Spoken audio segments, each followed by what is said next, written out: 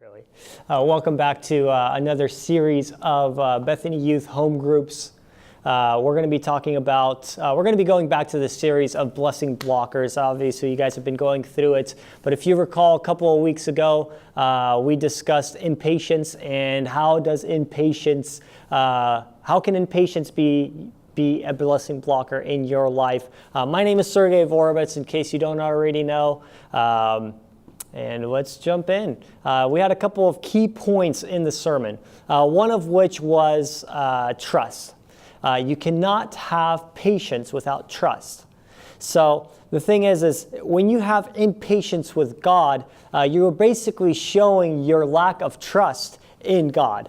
So that's kind of one of the key points. And I would like to do a little bit of a series within a series, right? Or a little bit of a questionnaire.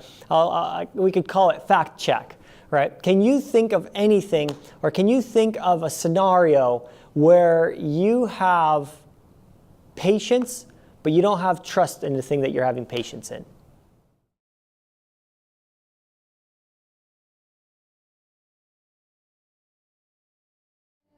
So now that we've gone over that part of it, you can't have patience unless you have trust, unless trust exists. So if we move on to the next point of combining that with what God has for us, our patience in God is going to be contingent on us believing that God is able to accomplish what He has spoken over our lives.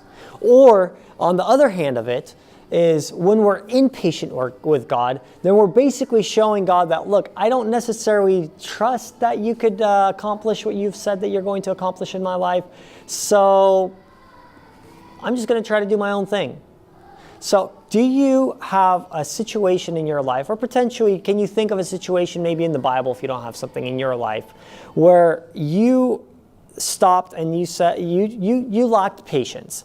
And if you think back to that situation, can you say, I did have trust in God, but for whatever reason I lacked patience?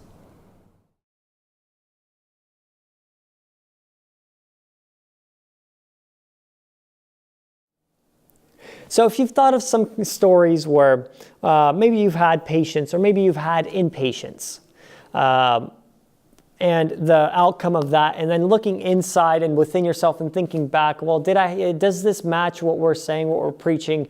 Do I really need trust when having patience, or do I really not need trust when being impatient? That's one of the key things is when we're impatient, we're short-circuiting the purpose of God over our life. And the reason being is because God is looking to accomplish something in your life, something important, something big, something that He can only accomplish inside of you. It is impossible in your own ability. You're not able to put any amount of human effort into it and be able to fulfill what God has for you. And He truly does have a purpose for you. So patience the purpose of God requires patience and trust in God. And when you have patience, you are reflecting trust in God. Now, again, going back to impatience, when you are impatient with God, you basically short-circuit the work of God over your life. And I don't know if we could think of some ideas as to why that works, or why is it that impatience short-circuits the purpose of God?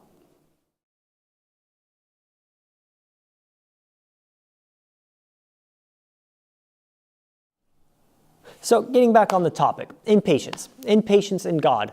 What are some examples of impatience, and why? How does that affect the purpose of God? So what basically begins to happen, just generally, is when you are impatient with God, what you are basically allowing yourself is you are saying, okay, I don't believe that God is going to be able to do this thing in my life, or I don't think that I'm going to be able to accomplish whatever God is calling me, or whatever it is. But you short-circuit what God is doing in your life, and you then take the responsibility in your own hands, and you say, I'm going to choose my own path. I'm going to decide how I'm going to accomplish this in my life, or I'm going to decide how I'm going to accomplish happiness or joy or peace or fulfillment or acceptance or whatever it is in our lives, or whatever the fundamental things that we have built inside of ourselves. So what impatience begins to do is it gives us an avenue and a road to choose our own path.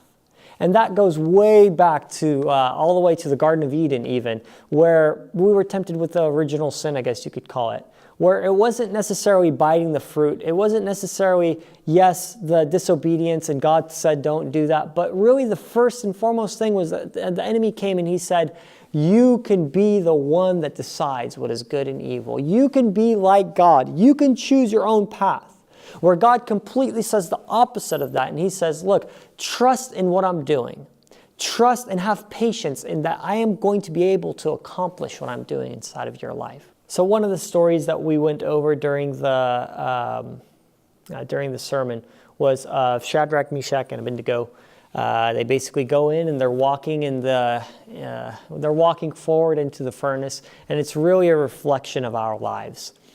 Can you guys see the similarities of that? Do you guys make the connection that as we walk closer to the furnace, as we walk deeper into our problems, or as we walk, as it feels like we're walking further and further away from our solution or away from resolution of our problems, does it sometimes feel in your life that, I feel like I'm walking into a furnace? It's just getting hotter and hotter as we go.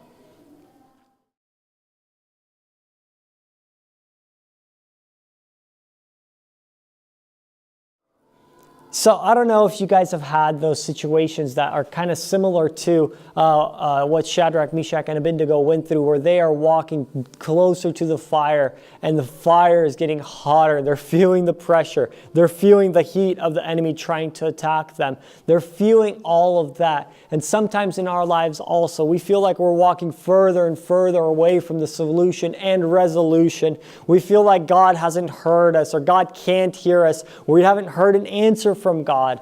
But it comes to a point where you even think, I'm just barely hanging on by a thread. I am just barely being able to make it to the place. I'm just barely making it from day to day. Can you think of any situations that you'd like to share with the group as far as, I had this and this going on with my life, and the reason why it was so difficult is this and this.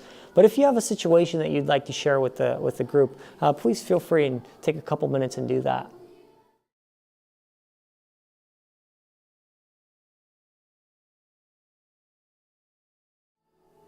And the question to follow up with that is, what was the resolution? Were you able to remain patient with God and God led you through? Or did you short circuit what God was trying to do inside of your life? It's okay. We're just being honest. This is a place that's not judgmental, I hope. I hope the leaders have established that. But we all make mistakes. Was it something where you were patient and you saw the hand of God move in your life? Or was it something that you were impatient? You grabbed it in your own hands and it basically went the wrong way. Both of those are testimonies. So if you would take a couple of minutes and just share what happened. What was the resolution?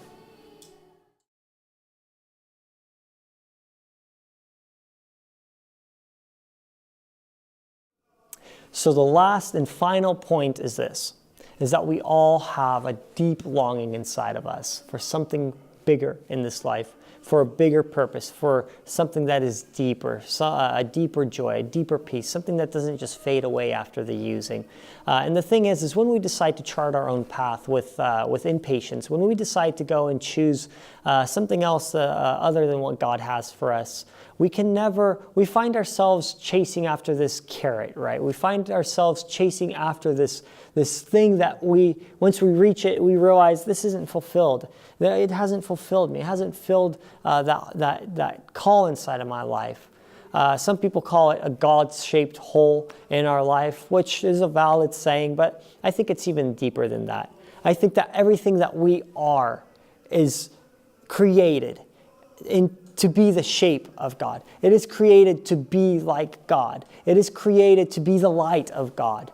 That it's not just a hole inside of our life, but everything that we are is a hole. Everything that we are is short of what God has created us for. So inside of us, we understand and still recognize that no matter how far you may have strayed from God or how close you are with God, we all have that call inside of us of, God, I want to fulfill something deeper, or not even subtracting God out of it, saying, God, what is my purpose inside of this life? Why am I here? How am I supposed to live? Why am I living?